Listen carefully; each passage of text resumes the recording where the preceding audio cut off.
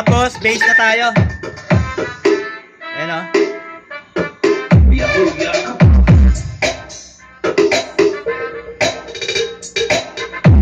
Yun. Oh. Diba? Ayan o. Yan. John Albert Baez.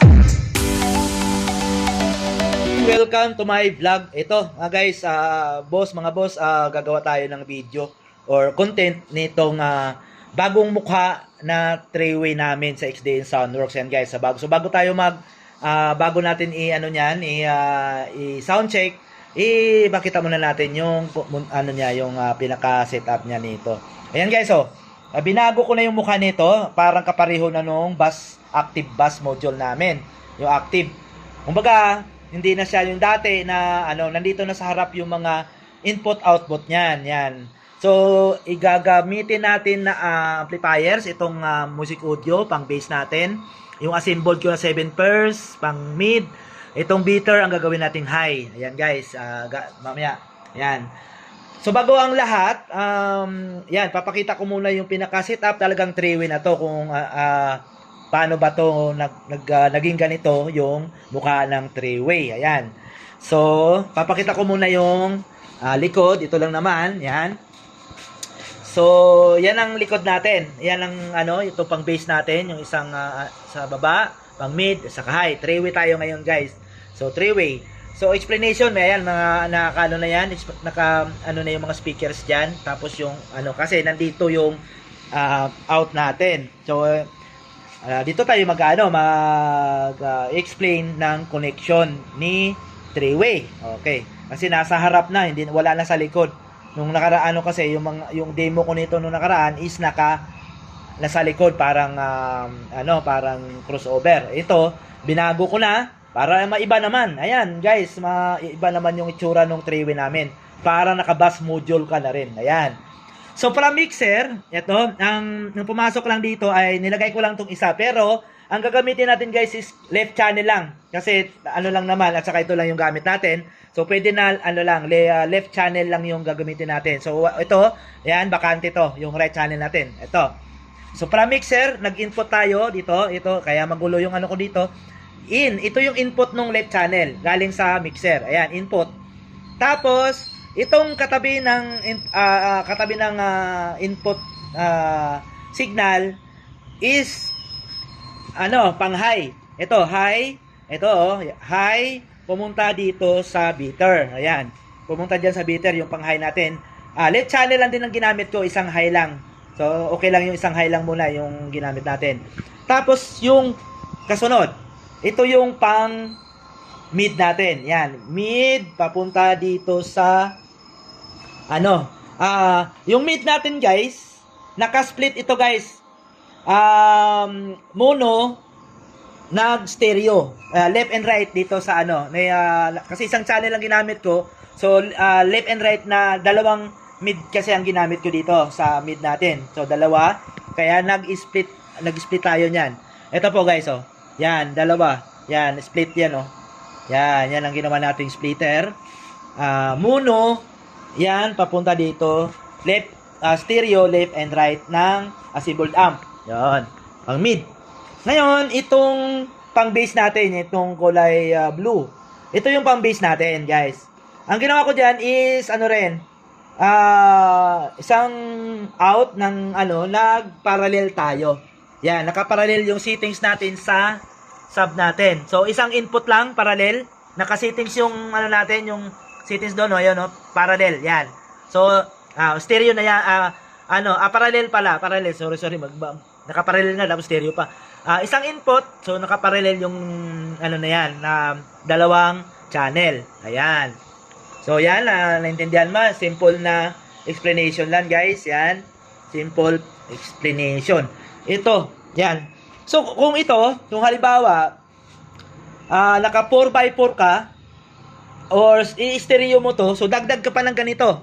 So kung halimbawa 4x4, tamang-tama to sa 4x4 or kaya pa kasi malakas ang nito, yung out and input. So pwede pa din mag-link yon sa mga una kong mga videos, mag-link ka pa rin, pwedeng kaya ang 6x6 hanggang 8x8. dito. Kahit split signal ka, split. So, lahat yan kaya niyang i-drive yung sa ganito lang. Sa ganitong three-way.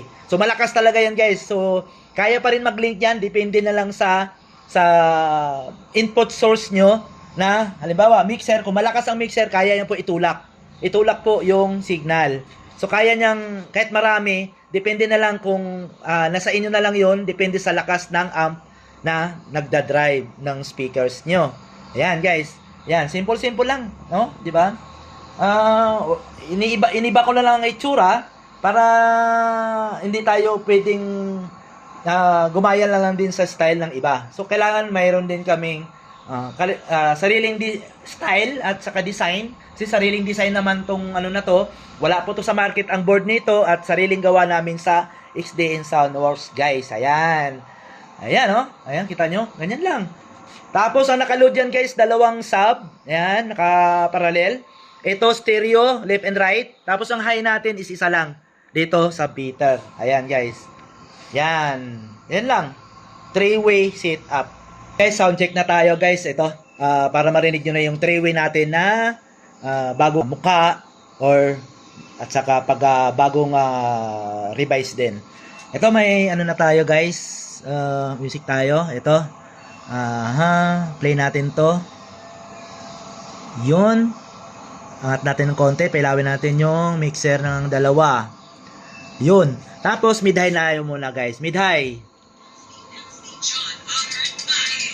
Yun.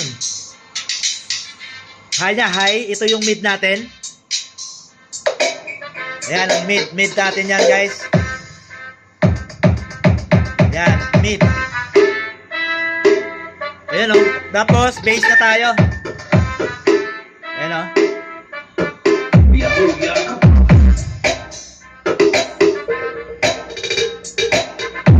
Yun.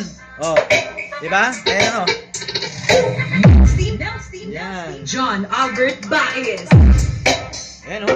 Para naka-module ka rin. Three-way yan, guys. Ayan. Ayan. Oh, di ba?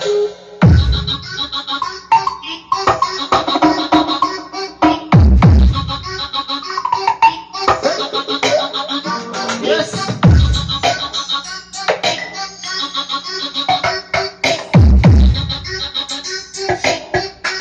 Lalapit natin. Si Medes and Lolo John Albert Baez.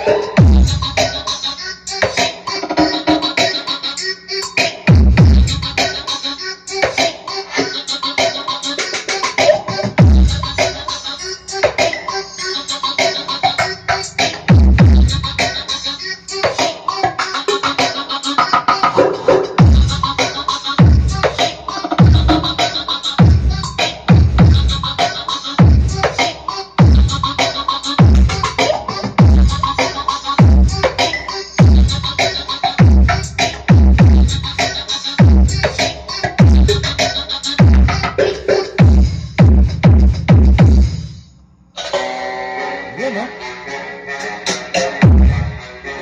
DJ Nelsie Medes. JHN.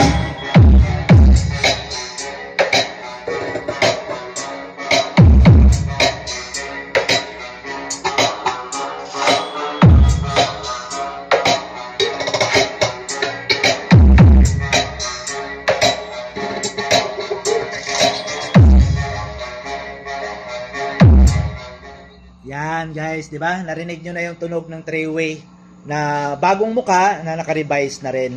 Yan, at least na parinig ko sa inyo yung tunog talaga niya. Nakita nyo naman yung linis ng tunog. Wala ka nang ibang pipihitin, di ba?